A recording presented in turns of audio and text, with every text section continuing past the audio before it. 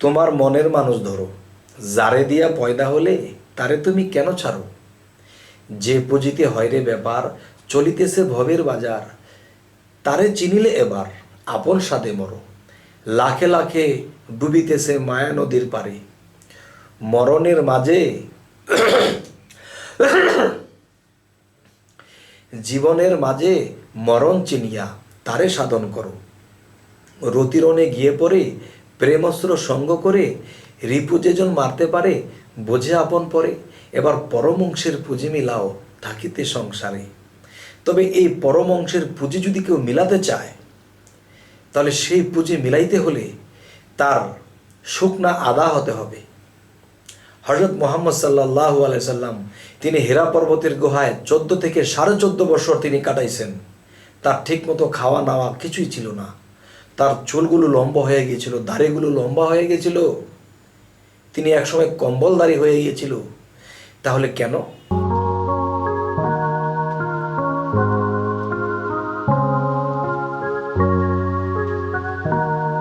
হে জগতবাসী, আজ আমি শামীম আলী চিশতি আপনাদের সামনে হাজির হইলাম। যে কথাটি হলো যে আমাকে অনেকে এই ধরনের কথা বলেছেন যে মানুষের দেহের যে একটা রাজা আছে, মানুষের দেহের মধ্যে যে একটা পুঁজি আছে, সেটা আসলে কি?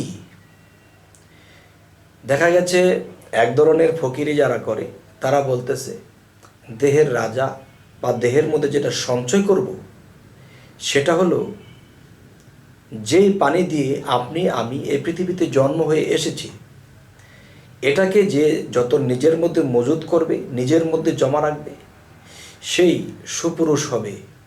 কথাটা একেবারে ঠিক। তবে একটু বোঝার আছে অন্য একটা দিক। সেটি হলো মানুষ যখন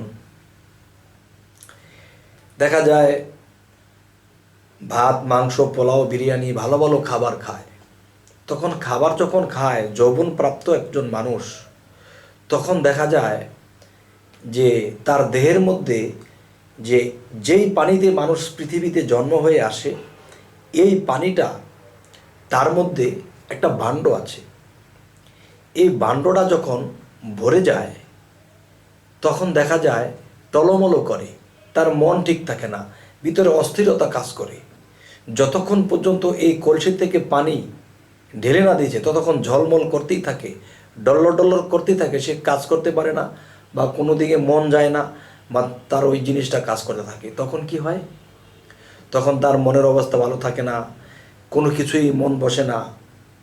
অবিবাহিত হইলে বিবাহ করতে চায়, আর বিবাহিত হইলে সেই স্ত্রী কি খোঁজ করে। তাহলে এই জিনিস নিজের মধ্যে এই পৃথিবীর কেউ রাখতে পারবে না। তবে হ্যাঁ, পারবে। সেটা কেমন করে? যেমন দেখবেন একটা আদা, একটা আদাকে যখন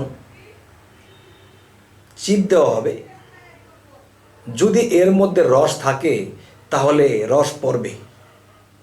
চিপ দেওয়ার পরে কিন্তু সেই রসটা থাকতে পারবে না। তবে হ্যাঁ, এই আদাটাকে যখন শুকানো হবে, শুকানো হইলে পরে তখন আদার জাল ঠিকই থাকবে, কিন্তু আদার রস নেই। আর রস থাকলে সে প্রবাহিত হবেই। এই পৃথিবীতে যারা সাধনা করে, আল্লাহর সাধনা করে, আল্লাহর প্রেমের দেশে যখন সাধনায় থাকতে থাকে, সাধনা করতে করতে করতে করতে করতে করতে এমন এক পর্যায়ে চলে যায়, তখন তার খাবার ঠিক থাকে না, তার মনে প্রেমের সবসময় ফানাফিল্লা থাকে, তখন তার খাবার দাবারও হয় না। মানুষ ইচ্ছে করলে কিন্তু না খেয়ে থাকতে পারে না। আরেকটা না খাওয়া আছে যে প্রেমের দেশে হাবুডাবু করতে করতে কিসের খাওয়া কিসের দাওয়া, তখন লোকটা জীর্ণ শীর্ণ হয়ে যায়, তখন দেখা যায় শুকিয়ে যায় লোকটা, এমন শুকিয়ে যায় তখন তার শরীরের মধ্যে রস জিনিসটা আর থাকে না। তখন কি হবে? যাই কিছু খায় তা কোনো রকম যান বাঁচানোর জন্য খায়, আর ওতে আদা শুকনাই থাকে, আর সেই আদা থেকে রস থাকলে পড়বে, না থাকলে তো আর পড়বে না। তাই সাধক যারা, তারা নিজেকে শুকিয়ে নেয়। কারণ যদি বলা হয় এই জিনিস মজুত রাখবো না, বাবা এতটুকু একটা ভাণ্ড, এই ভাণ্ডের মধ্যে যদি আপনি রাখতে থাকেন কিছু, তাহলে উতরে পড়বে। তখন রাতের স্বপ্নদোষ হবে, আর না হয়তো মনের কোনো কুপ্রবঞ্চনায় আপনি একটা খারাপ কিছু করে বসবেন। তবে এই জন্য আল্লাহ রোজার নিয়ম করেছে। কিন্তু রোজার নিয়ম করলে কি হবে? সাধকদের মতে যে রোজা, সেটা তো আর করা হয় না।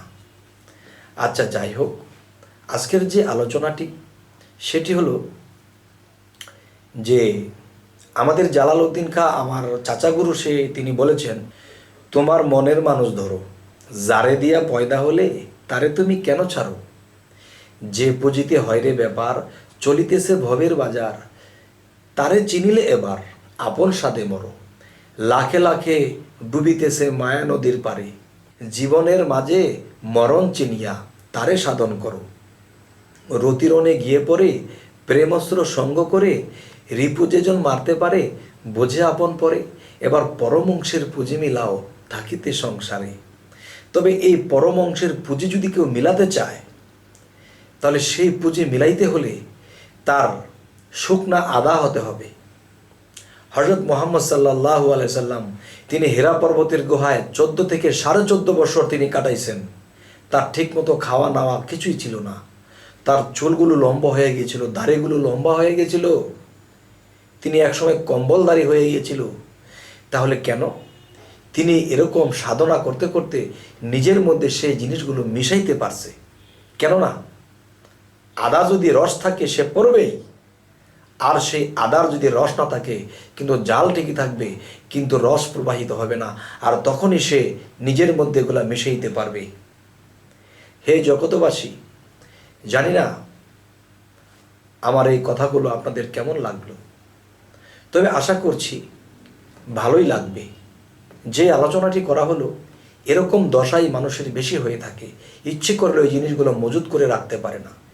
তবে আমাদের চ্যানেলের এই কথাগুলো যদি আপনাদের ভালো লাগে তো অবশ্যই সাবস্ক্রাইব করুন, বাকি ভিডিওগুলো ছাড়লে আপনাদের কাছে পৌঁছে যাবে। তবে এই বলেই রাখছি, সকলেই ভালো থাকবেন। আল্লাহ হাফিজ।